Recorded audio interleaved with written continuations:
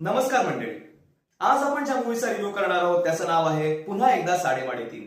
Movie release झालेला आहे 13 February 2026 रोजी. या मूवीचा फर्स्ट पार्ट आला होता आपल्याकडे 2007 साली साडेवाडे तीन. त्या मूवीतले जे तीन प्रमुख महानायक कलाकार आपले होते भरत जाधव, मकरंद अनासपुरे आणि त्यांचा दादा जो होता अशोक सराफ, हे तिन्ही कॅरेक्टर आता आपल्या पुढे तसेच रिपीट केले गेलेले आहेत. That is the best part I would से, ज्याच्यामध्ये आपल्याला पहिल्या पार्ट मधली कॉमेडी किंवा त्या तीन कलाकारांना जे सुंदररित्या वापरलं गेलेलं आहे ते पुन्हा एकदा इथे आपल्याला बघायला मिळतंय. मूवीमध्ये स्टोरी लाईन यावेळी केलेली आहे कॉमेडी हॉरर ड्रामा.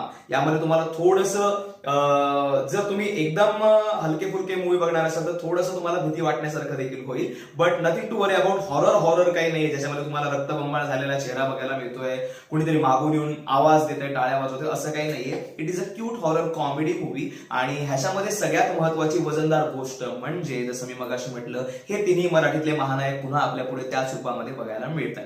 त्यामध्ये पहिल्या पार्ट मध्ये जी काय स्टोरी लाईन आहे म्हणजे रतन जे कॅरेक्टर प्ले केलंय अशोक सराफ यांनी, तर रतन हा जो दादा आहे त्याला घरामध्ये स्त्रीची सावली सुद्धा चालत नाही, कारण त्याला त्यावेळी त्याच्या प्रेमामध्ये जो काही धोका मिळाला होता त्याचा स्त्री जातीवरूनच पूर्णपणे विश्वास सुटलेला आहे. त्यामुळे बिचारे चंदन आणि मदन यांच्या आयुष्यात देखील कुठल्याही स्त्रीचं साधं वारं देखील नाहीये. त्यातून कॉमेडी क्रिएट केली गेली होती. आणि फर्स्ट पार्ट जो होता तो इन्स्पायर्ड होता चलती का नाम गाडी, ही जे काही किशोर कुमार मधुबाला यांची फेमस मूवी आहे त्याच पार्ट वरती बेस्ट तुम्हाला फर्स्ट पार्ट बघायला मिळतो. बट त्याला मराठीचा एक सुंदर टच दिला गेला होता, त्यामुळे मराठी ऑडियन्सनं तो मूवी प्रचंड डोक्यावरती घेतला. म्हणजे त्या काळामध्ये 2007 साली त्या मूवीने रफली 5 कोटींचा गल्ला कमावला होता.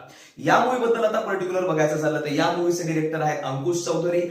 अंकुश Chaudhari is a well known actor Marathi इंडस्ट्रीमधला, आणि डिरेक्टर म्हणून देखील सुंदर कलाकृती त्यांनी याच्या आधी आपल्या पुढे आणलेली आहे. या पार्टमध्ये देखील हॉरर कॉमेडी सादर करताना सुंदर स्टोरी आहे. स्टोरीमध्ये थोडंसं तुम्हाला रिपिटेटिव्हनेस बघायला मिळतो. म्हणजे finally out of the box जाऊन काहीतरी स्टोरी क्रिएट केली म्हणजे आहा व्हॉट अ स्टोरी असं तुम्हाला होणार नाही. But you can bear with it. Movie चालू असताना तुम्हाला मजा येते. काही गोष्टी तुम्हाला प्रेडिक्ट होतात. म्हणजे रफली पहिल्या अर्धा तासात तुम्हाला पुढे काय असणार याचा अंदाज येऊ शकतो जर तुम्ही तेवढे मूवी बघणारे असाल तर.